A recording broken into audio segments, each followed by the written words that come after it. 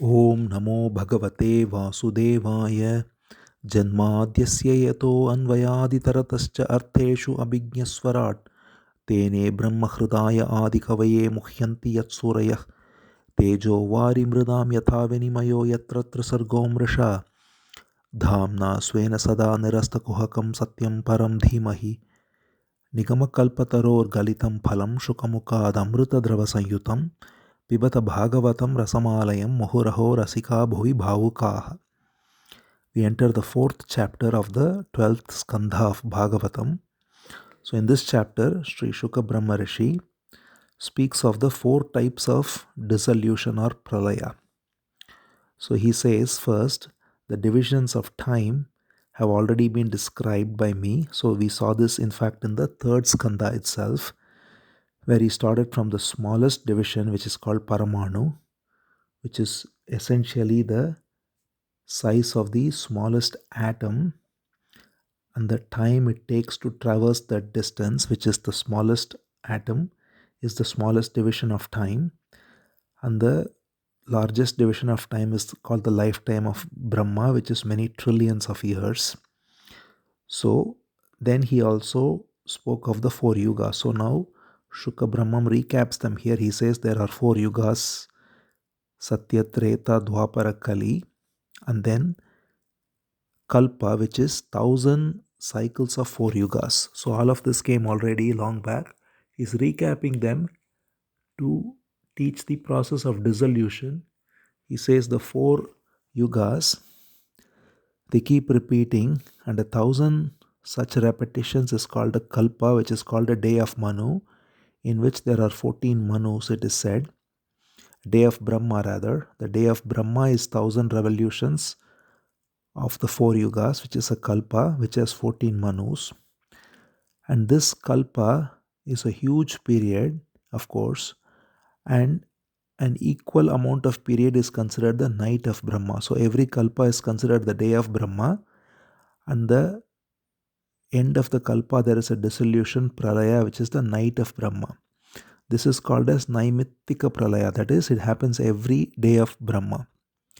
So in this pralaya, in this dissolution, earth and all the subterranean regions and heavenly regions are all dissolved, and it is said that the creative energy of Brahma goes to sleep, and then he wakes up next morning to recreate them, and again there is 1,000 cycles, which is the next kalpa, and so on. So in this way, day after day, 100 years goes of Brahma's life, which is considered the full cycle of creation, after which what is called as Mahapralaya or Prakritika Pralaya comes.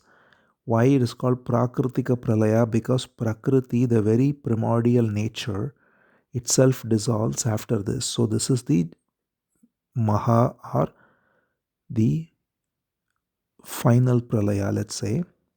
And it is said that in this Pralaya, the Supreme Being Narayana withdraws the whole universe. Brahma himself is withdrawn.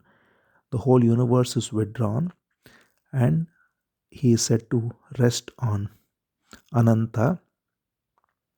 And this entire lifetime of Brahma, having finished, everything is dissolved. The causal principles, there are 7 causal principles, it is said. The cosmic intelligence, Mahat Tattva, the cosmic ego, Ahankara, the 5 Tanmatras or the subtle elements, all of them get dissolved into Prakriti. And Prakriti itself is dissolved, and therefore it is called as Prakritika Pralaya. So Prakriti is made of 24 fundamental principles, which was already listed in Sankhya Yoga way back in the third chapter, third Skandha, which includes the senses, the 5 elements of space, air, fire, water, and soil, and the elements and the organs of perception and action and all the rest. Everything together, the 24 fundamental principles which form the so-called cosmic egg is itself dissolved, and then this cosmic egg remains dissolved for a long time before the next cycle of Brahma comes. So in other words, time is cyclical and it's infinite, and this is now validated by science as well, that after every Big Bang and the universe comes, there is a cycle and then dissolution and then there is another Big Bang, and this goes on endlessly. So here also it is said that this cycle of universal creation and dissolution constantly happens at the what is called occasional or Naimittika level and at the supreme Mahapralaya level. But even that is not the end of time, but from that another cycle comes forth which is of the same duration and so on. And so Shuka Brahmam has described two types of pralaya now, Naimittika and Prakritika. And this Prakritika pralaya, he describes more detail of how everything gets completely evaporated. So the earth is evaporated through heat. Tremendous heat is put out, through which first all the living entities they perish, and then the sun sucks up all the water and the water is evaporated. Then fire is there and fire is dissolved into air, and then there is a violent wind blowing, and then the wind blows for a long time. There is dust everywhere, and then finally that also is resolved, and there is nothing other than the universal dissolution. Everything is submerged.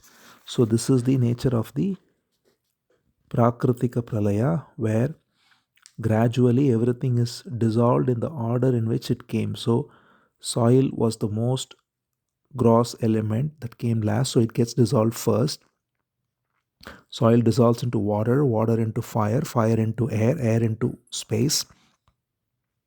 Space gets dissolved into the tamasic nature of the cosmic ego. And then the senses, all the perceptive senses get dissolved into the rajasika nature of the ego. And the entire deities, the all of nature and its deities are resolved by the sattvika ego. And then these threefold cosmic ego is dissolved into the cosmic intelligence, Mahat Tattva. And then that in turn is dissolved into the modes of Prakriti, which is the primordial nature. And Prakriti, thereby, that which is without beginning or end, unmanifest, the cause of everything, and never subject to decay, alone remains as the subtle causal state. So Prakriti is dissolved in its form, but its essence always remains. Therefore, its causal state remains, and there is no speech, no mind, no gunas such as sattva, rajas, and tamas, no cosmic intelligence, no matter, no breath, no intellect, no senses, no deities, no creation, no destruction, no dream, no waking, no deep sleep, no space, air, fire, waters, or soil, no sun, no moon. So there is absolutely nothing, and this is called the root of the universe, and this is called also the Prakritika Pralaya. So this Prakritika Pralaya, where the entire primordial nature is dissolved into its causal state, is the final dissolution, but it's final only in the sense that it dissolves everything, but it still again issues forth as the next cycle and on and on. So these are the two forms of pralaya at the scale of time. But then there are two other forms of pralaya which are more pertinent for the apparent individual. So he says now, normally when we look at the intellect, the senses, the various objects, everything is having as its ground or as its substrate only pure consciousness. And everything that seems to have beginning and end is ultimately unreal, because all that comes and goes is simply an expression of this primordial nature, which is constantly changing. So, whether it's light or fire or color, similarly, when it comes to states such as waking, dream, and deep sleep, all of these are constantly changing, just like clouds keep on appearing and disappearing. The universe too is constantly appearing and disappearing with beginning and end, and the various entities of this universe are beginning and ending, constantly appearing and disappearing. And therefore, there is this constant movement of impermanence, and yet there is the attachment to it as the individual. So when the body is there and the activities of the body are there, the apparent individual thinks it's me. So, and then he projects something called cause and effect. So every moment is discrete, happening perfectly, and he or she, the apparent individual, connects all these moments as cause and effect, which is an illusion. So, cause and effect is only apparent. In reality, everything happens as ordained. But because of this illusion of cause and effect and building of a story around the me, around the sense of the individual, there is a false sense of attachment. And because of this attachment, there is seen diversity.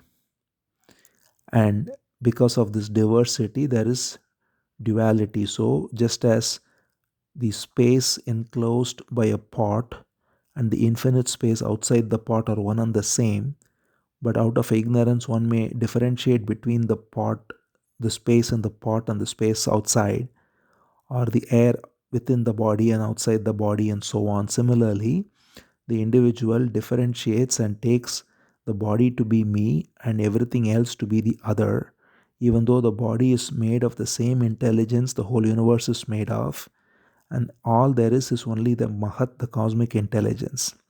So, just as gold takes various forms, it is the Lord who takes all these forms, and yet, just as cloud, which is hiding the sun only through the light of the sun, so we can see a cloud only because of the sun. So, during the nights, we don't see the clouds. So, when there is cloud, the cloud is seen by the light of the sun, and yet the very cloud which is seen by the light of the sun hides the sun, and the sun is not clearly visible, it's not to be beholded. Therefore, similarly, he says the ego, which has its source in pure being, which is illuminated only by pure being, still apparently hides the pure being. But when the cloud is scattered, this cloud is dissolved, the sun is seen clearly. Similarly, when the ego, which is a veil to the pure being, is removed through inquiry, is dissolved by grace, then the soul or the apparent individual recognizes that all there is only the Supreme. In other words, there is no such thing as an individual soul, all there is only the Supreme Being. And this dissolution of the apparent individual ego through wisdom is called as Atyantika Pralaya. This is also a dissolution because this is the everlasting dissolution, Atyantika Pralaya. So, all other dissolutions come and go. The two before that was said, the Naimittika and the Prakritika, they are a cycle of time. So, after dissolution, there is always creation. But this dissolution of the ego doesn't again create the ego again, because once the ego is seen as false and it's dissolved, then there is nothing there to rise again.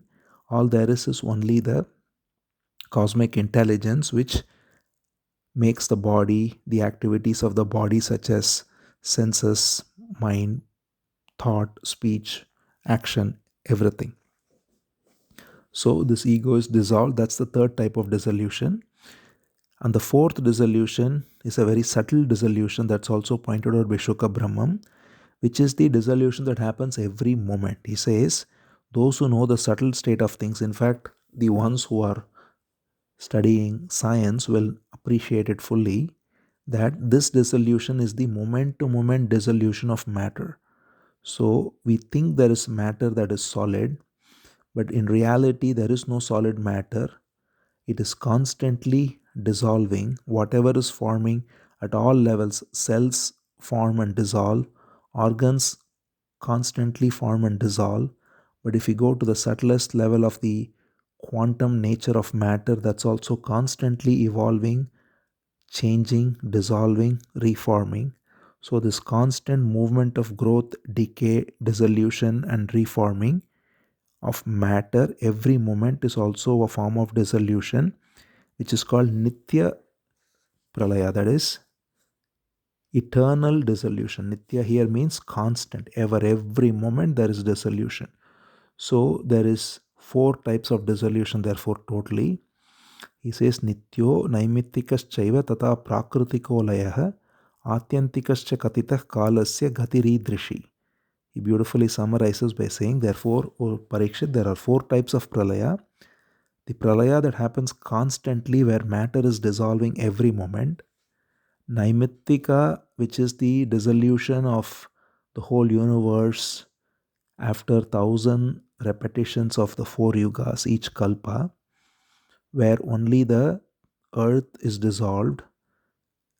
And then there is the complete dissolution called Prakritika, where the whole universe, even the elements, everything is dissolved, and Prakriti or primordial nature goes into its causal state in order to bring forth its next cycle, that is the Maha Pralaya or the Prakritika Pralaya. And then the last, which is the most important, is Atyantika Pralaya, which is the dissolution of the ego, the false identification of the sense of me with the activities of the body and mind, building a sense of attachment as a separate entity that is dissolved, and that's the Atyantika Pralaya. So there are four types of Pralaya. The first three, Nitya, Naimittika, Prakritika, happen as a matter of time. Nitya happens every moment, Naimittika happens every day of Brahma, and Prakritika happens through every major cycle. But the last, which is the Atyantika Pralaya, is the one that doesn't happen through cycle of time, but it happens now. So the only time it happens is now. There is no time there. There is only the recognition of the Supreme Being as the only essence of all that is, in which everything is made clear as ultimately illusory and unreal, and all there is only the Supreme Being, which is the ultimate dissolution. Thus, Shuka Brahmam concludes this chapter by saying, O Parikshit, I have narrated to you not only the four pralayas, but with this I have narrated all the activities of the Supreme Being Narayana. So, in fact, now we are coming to the very end of the discourse of Shuka Brahmam. So, we are in the last Skandha, as we already mentioned, 12th Skandha. And 12th Skandha is the ending of the Bhagavatam, but within that, the dialogue of Shuka Brahmam and Parikshit ends in the next chapter, which is the 5th chapter. So the dialogue began only in the second skandha, as we may recall. The first skandha was a setup that gave the introduction and also set up how Shuka Brahmam learned Bhagavatam, how Parikshit came to listen to it. Second skandha, the dialogue began, and the dialogue ends with the 5th chapter, which is the next chapter. And after that, the conclusion is again done by Suta Maharishi, who gave the beginning in the first skandha as well. So, as preparing to end the dialogue in the next chapter, Shuka Brahmam here first summarizes by saying, O Parikshit, I have narrated to you all the activities of the Supreme Being Narayana through these various skandhas, and I have given as much as I can. In fact, it cannot be given exhaustively by anyone, but this is the Bhagavatam which has it as exhaustively as possible. And he says, to one who is tormented by the wildfire of miseries and getting caught in the ocean of suffering, there is nothing more enjoyable than the nectar-like stories of the Supreme Lord of Purushottama, of Krishna. He says, Samsara Sindhum Ati Dustaram Uttitirshano Anya Plavo Bhagavatah Purushottamasya Leela Kata Rasa Nishevana Antarena Pumso Bhavet Vividha Dukkha Davarditasya. He says, for the one who is caught in miseries of various kinds, the most nectarine stories of the Purushottama, the Supreme Being Krishna, is the most veritable boat to cross the ocean of suffering. And again, now he summarizes how he learned it. He said, first, this Bhagavatam was taught by the Supreme Being Narayana himself to Brahma. Brahma was taught in 4 verses. We saw this in the second Skandha as Chatushloki Bhagavatam. That was in turn taught to Narada by Brahma. And then we saw how Narada came to Vyasa and taught him the essence of Bhagavatam, and it is Vyasa who expanded it as 18,000 shlokas, which is Bhagavatam. And that Bhagavatam I learned from my father Vyasa, and I have taught you now, says Shuka Brahmam. He says, Purana Samhitam Etam Rishir Narayano Avyayah Naradaya Purapraha Krishna Dvaipayanaya Saha. He says, the immortal and omniscient Lord Narayana taught this ancient literature, Purana Samhitam, to Narada through Brahma, and he taught it to Krishna Dvaipayana, which is Vyasa.